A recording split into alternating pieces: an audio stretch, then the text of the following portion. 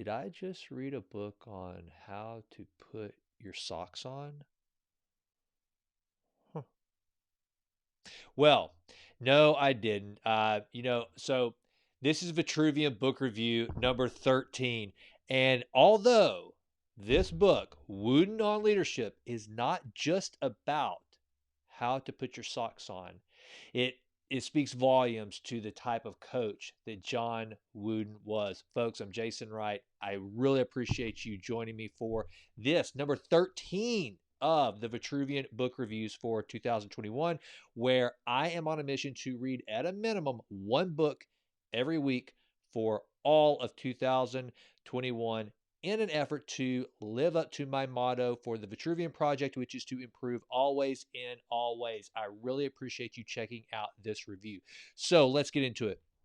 John Wooden on leadership. So I obviously, like anybody, whether you are an NCAA basketball fan or not, which I'm not. I don't watch NCAA basketball. Sometimes during the Final Four, I'll get into it, especially those couple of times that, even though it's not the Final Four, just getting into the big dance, my beloved undergrad alma mater of SFA, Axum Jacks, when they find their way in, then all of a sudden, yeah, I am an NCAA basketball fan. But even if you're not a fan, you know who John Wooden is. Probably, by all accounts, the most legendary basketball coach of all time. And here's the deal: John Wooden and his coaching style could not be more opposite than the likes of Bobby Knight. But here is something that I found really cool. Whether you like him or hate him, another coach that I believe has the exact same philosophy, exact same. That's a little bit of an overstatement probably for any coach, and they might not appreciate that. Very similar philosophy to that of Nick Saban of the Crimson Tide. And here's what I mean. So I started out talking about socks. So one of the things that Coach Wooden would do the first time he addressed his players, the freshmen, which would have in there, both varsity, freshmen, sophomores, whatever, all in the same room. He would walk in and he wouldn't talk about welcome to UCLA, where winning is tradition and some big rah rah speech of that sort. That's not what he did. The first thing he did was start talking about always be on time, keep your haircut short, no facial hair, not just because he didn't think it looked neat, but because he did not want his players sweating any more than they possibly had to. So he wouldn't even allow mutton chops because he thought that they would cause too much sweat. So he goes into this deal, and then he would actually sit down on the court with his players and show them how to properly put on their socks so that they would smooth out each and every crease. And here's why. One, he knew that the more you sweat, the more likely you are to get a blister, especially if you have a crease in your sock in just the wrong place. He had experienced this back in his days as a player, and he wanted to make sure that his players had every optimal advantage possible, including their socks being on perfectly.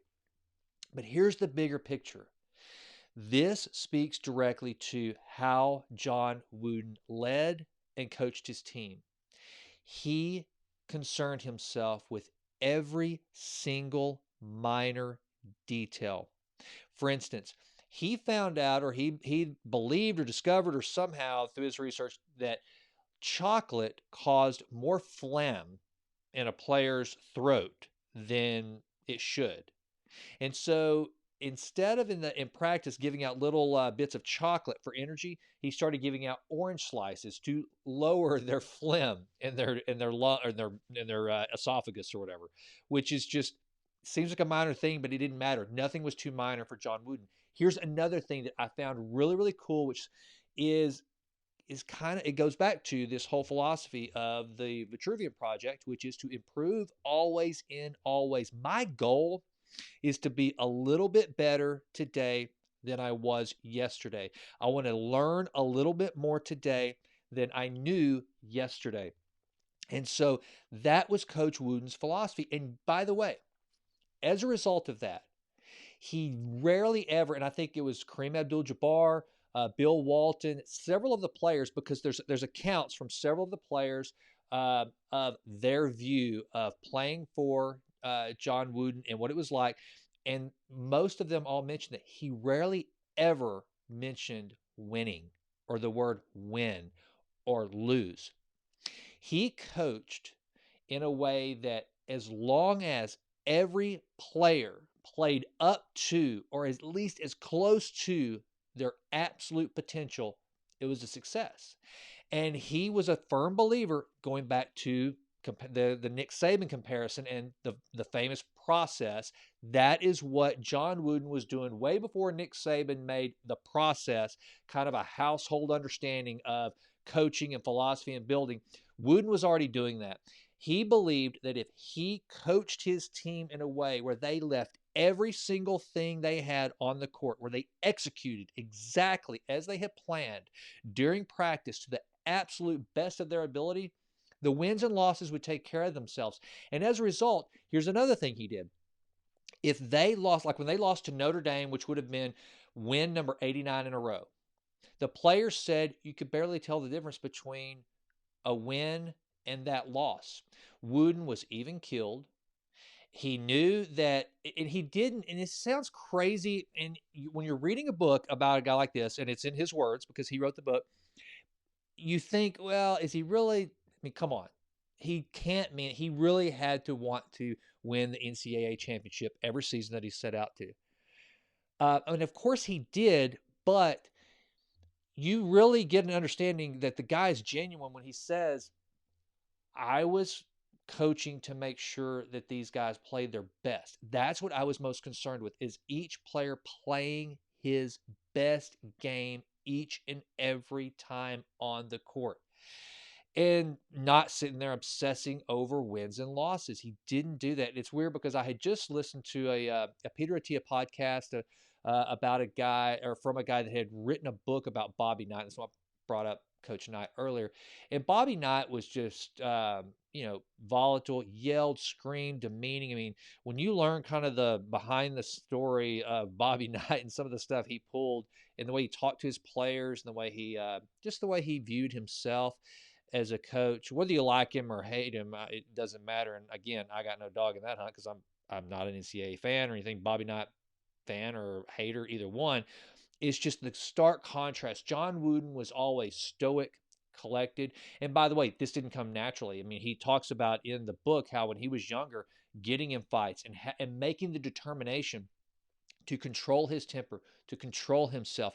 And it was known that his players were to always maintain poise and composure, both from a celebratory standpoint to a point of frustration. Always have their chin up, supporting each other, and be very even keeled.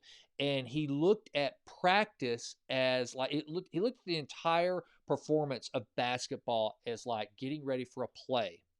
And practice was dress rehearsal. And if you could get the dress rehearsal perfect, then whenever it came showtime and you're on Broadway and the lights go on and the crowd's there, if you just perform exactly as you have prepared to, then that's really all he asked of his players. And it's a great book on leadership. I mean, one of the things that I've adopted, I've done this before, and Coach Wooden made me realize I probably should continue doing it, is making sure that I plan my entire day out perfectly, which I have. You can literally go back. He kept 3x5 note cards, and he accounted for every single minute of practice. Every single minute. He could go and he could tell you, and if he couldn't tell you, he could reference what he was doing in practice at 11 a.m. 10 years ago. He could tell you exactly what he was doing, and he would reference those cards, and then he always had every minute accounted for. He was a big believer in don't waste time. Make sure that you take advantage of every single minute you have. He was a disciplinarian, but he never lost his cool. His players will tell you that. And then whenever you listen to him talk about, or listen to the words or read the words of like Kareem Abdul-Jabbar, and what he thought of not only John Wooden, but why he decided to go to UCLA and why his parents wanted him to go to UCLA. I mean, you're talking about the greatest high school player in America at the time, could have gone anywhere. And this is something cool. John Wooden did not recruit. He did not actively recruit players. He wanted players who would seek him out. And he didn't think that he had to sell the program of UCLA. In his mind, he thought, if I do this right, if I have the program that I believe I'm building, then they will be attracted to it. And the right players will be attracted to it.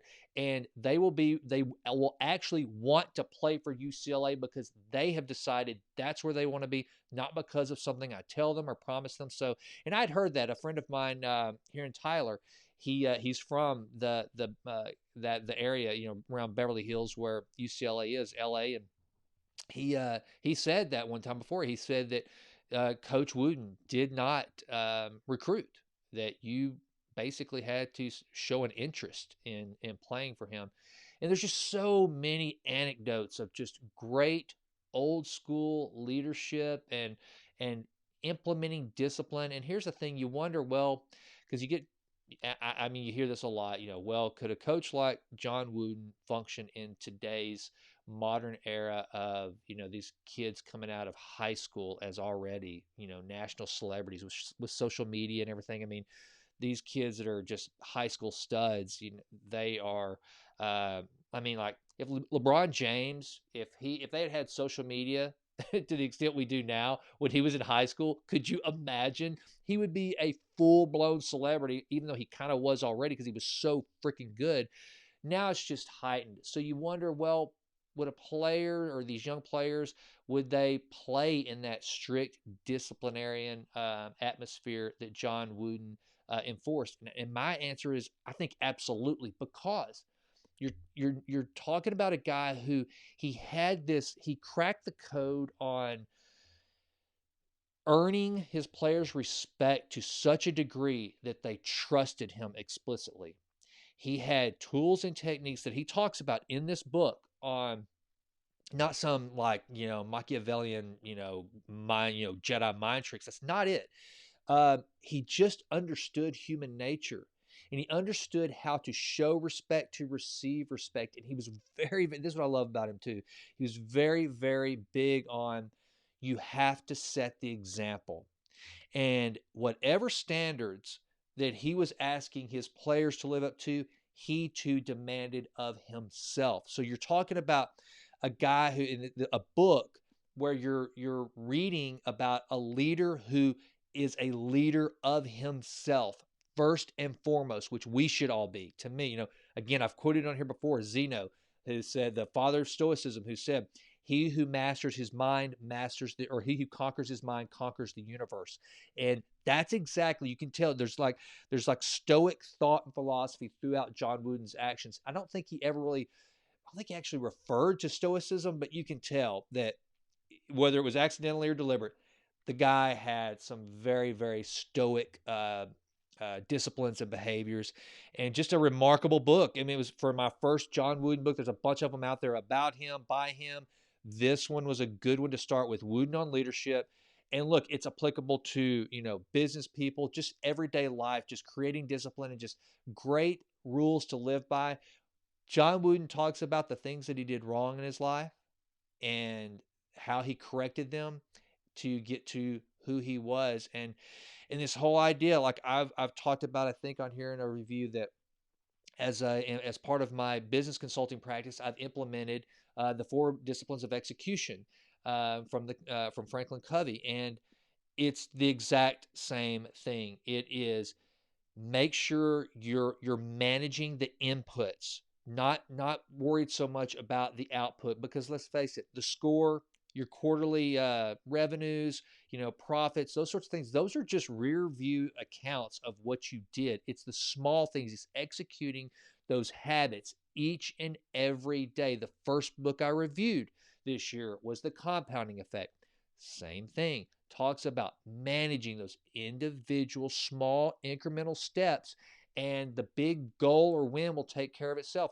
Atomic Habits, another book I've reviewed. Same thing. James Clear talks about goals. He makes it to, in that book, he talks about how goals are almost irrelevant. They basically are a guide. They say, okay, that's where we're going, but really the goal should be executing those small little incremental habits each and every day that will result in the victory. Almost just, you almost can't stop it if you're executing on those little things right. And so that's what this book really nails down. Great book. I really, really recommend it. So with that, Vitruvian book review number 13 is in the can. So thank you so much. And let's see, I think that next week's is going to be a good one. The Rise of Superman, another Stephen Kotler book. I love Kotler's writing. If you remember earlier, I reviewed The Art of Impossible. That was a Stephen Kotler book. Most all of his books are phenomenal. So that's going to be next week. So I'm about to dive into that. Looking forward to it. Please check back here. Please leave me some comments. Please follow me on Instagram at Jason Right Now. Please subscribe to the newsletter, the Vitruvian Letter, at jasonrightnow.com or the vitruvianproject.com. Right now, those will take you to the exact same place. And consider joining our private Facebook group, the Vitruvian Project. Look, and please subscribe to the channel. Please, please, please subscribe to this channel. I've got a lot more things I want to put out there besides the book review. This is just kind of the ongoing, keeping me accountable right now, reason to create content and to share good books. But please, please join me in the Vitruvian Project, where I am on a mission to improve always and always. And I want you to be on that journey with me. So with that, thank you so much. Wooden on Leadership. I recommend it. Take care.